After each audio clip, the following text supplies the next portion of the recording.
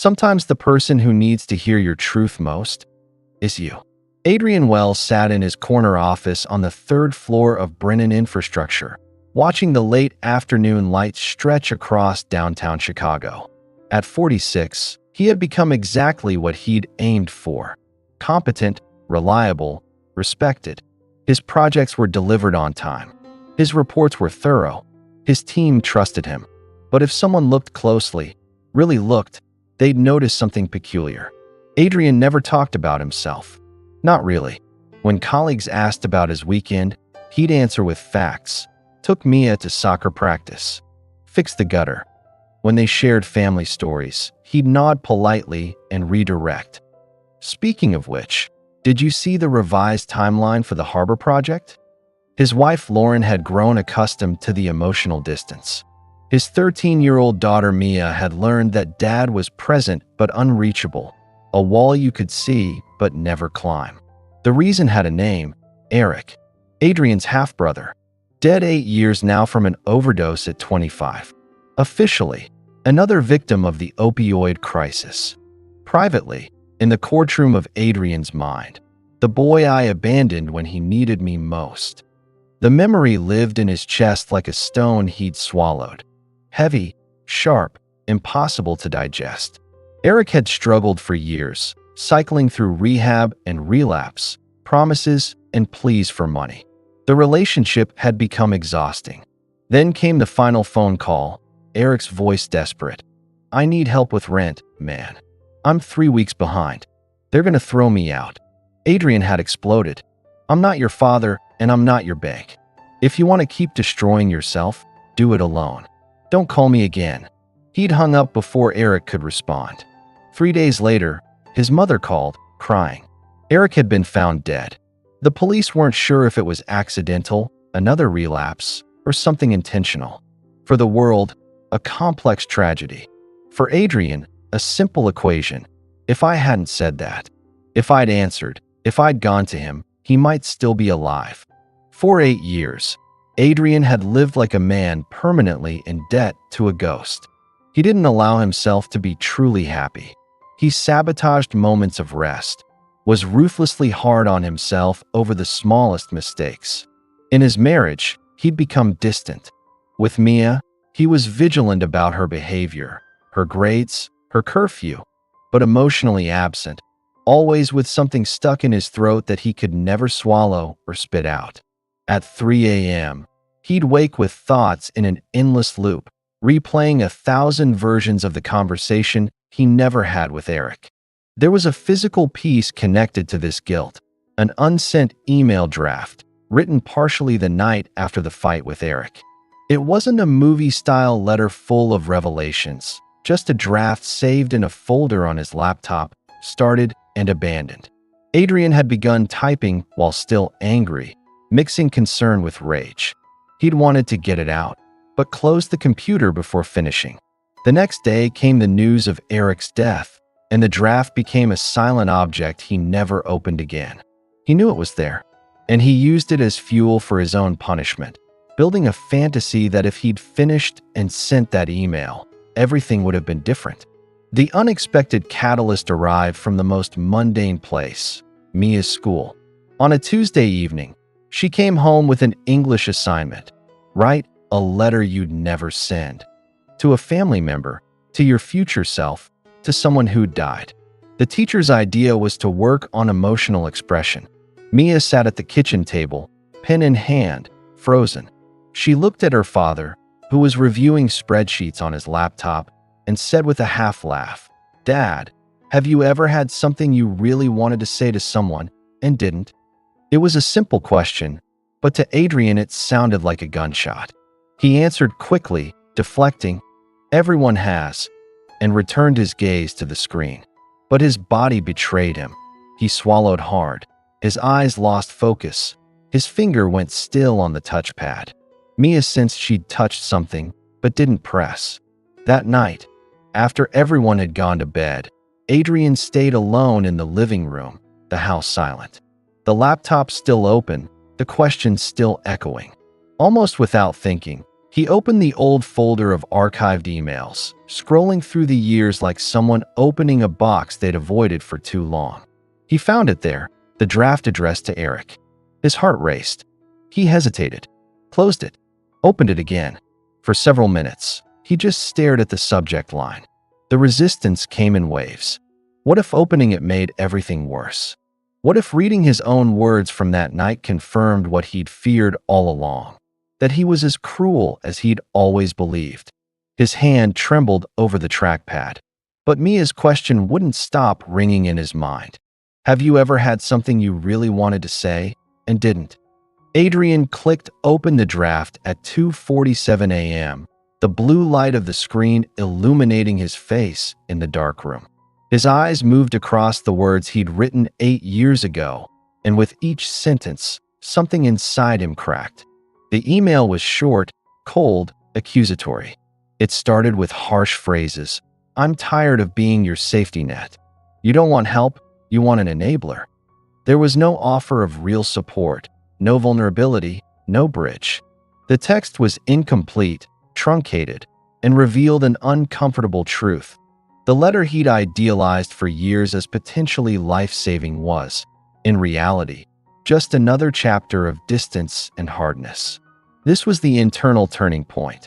The scenario Guilt had constructed, if I'd sent it, I would have saved him, began to fracture. Adrian realized that back then, he simply didn't have the emotional tools to offer his brother what he now imagined he could have. He didn't have a perfect letter hidden away. He had a draft from someone as lost as Eric, just in a different direction. The journey that followed wasn't physical, but emotional. For the next hour, Adrian sat motionless, crying quietly in a way he hadn't allowed himself in years. The tears weren't just for Eric. They were for himself, for the younger version of Adrian who'd been scared, exhausted, angry, and completely unprepared to hold space for someone else's collapse when he was barely holding himself together. He thought about the context he'd erased from his memory, how he'd been working 80-hour weeks back then, how his first marriage had just ended, how he'd felt like he was drowning, and Eric kept calling for a life vest Adrian didn't have. The guilt had simplified everything into, I was cruel, therefore he died. But the truth was more textured, more human, more forgivable. Instead of deleting the email, Adrian did something counterintuitive. He copied the incomplete text and opened a new blank document. A strange clarity settled over him. If he couldn't change what he'd written then, maybe he could write what he'd say now. Not to send, Eric was gone, but to finally give voice to what had been trapped inside. The object, the draft email, had become his teacher. It showed him the gap between who he'd been and who he'd become, between the story he'd told himself and the story that actually happened. The unsent letter wasn't his enemy. It was a mirror showing him the humanity he'd been denying himself for 8 years. He created 2 documents that night. The first, letter to Eric, from who I am now. The second, letter to myself, from who I was then. The method was simple but profound. He would write both letters, finishing what had been left incomplete, not to fix the past, but to honor the full truth of it. As he began typing the first letter, his fingers moved slowly at first, then faster. Dear Eric, I don't know if you can hear this, wherever you are. I don't know if I believe in that kind of thing, but I need to say what I couldn't say then, what I've been carrying like a stone in my chest. The words flowed. The anger he'd felt, but also the love. The exhaustion, but also the longing. The judgment, but also the grief. He wrote about the times Eric had made him laugh, about teaching him to ride a bike when he was 7, about the promise their mother had made him make. Look after your little brother. I failed that promise, he wrote, but I'm finally understanding that I was also a person who was failing. I wasn't your father. I wasn't a therapist. I was your scared older brother who didn't know how to save you without losing myself. The second letter was harder. Letter to Adrian Wells, age 38. Writing to himself from the perspective of who he'd been during that last phone call felt like excavating a grave he'd buried intentionally. But he forced himself to do it. channeling the exhaustion and fear that younger version had felt. You are not a bad person for being tired. You are not a monster for setting a boundary. You loved Eric more than you knew how to show, and you were terrified of watching him die slowly while he asked you to fund the process. You didn't have the language then for what you felt. You didn't understand addiction as a disease. You saw it as a choice, and his choice felt like a rejection of your help, your family, your love. He paused, his vision blurring. You said cruel words because you were in pain too. And 3 days later, you would have given anything to take them back. But here's what you need to know. Those words didn't kill him. His disease killed him. The systems that failed him killed him. The shame that kept him from reaching out to someone else killed him. Your anger was a symptom of a much bigger tragedy, not its cause. The process took hours. By the time the sun started creeping through the window, Adrian had written 12 pages total. His back ached. His eyes burned. But something else had happened. The grip of guilt had loosened, not disappeared. He knew it might never fully disappear, but loosened enough that he could breathe more deeply than he had in years. The trial wasn't dramatic. It was quiet, private, excruciating in its honesty. He confronted the version of himself he'd been punishing and found not a villain but a flawed, scared human being who'd done his best with the tools he had. He confronted the idealized version of Eric he'd created, the little brother who just needed one more chance, and saw instead the real Eric. Complicated, struggling, loved but not savable by Adrian alone. The next morning, Lauren found him asleep at the dining table, his head resting on his folded arms, the laptop still open. She didn't wake him. When he finally stirred around 8 a.m., disoriented and stiff, she was making coffee. She glanced at him with a question in her eyes, but didn't ask. That's how their marriage had worked for years. Mutual respect for the things they didn't talk about. But something was different. Adrian stood, stretched, and walked over to her.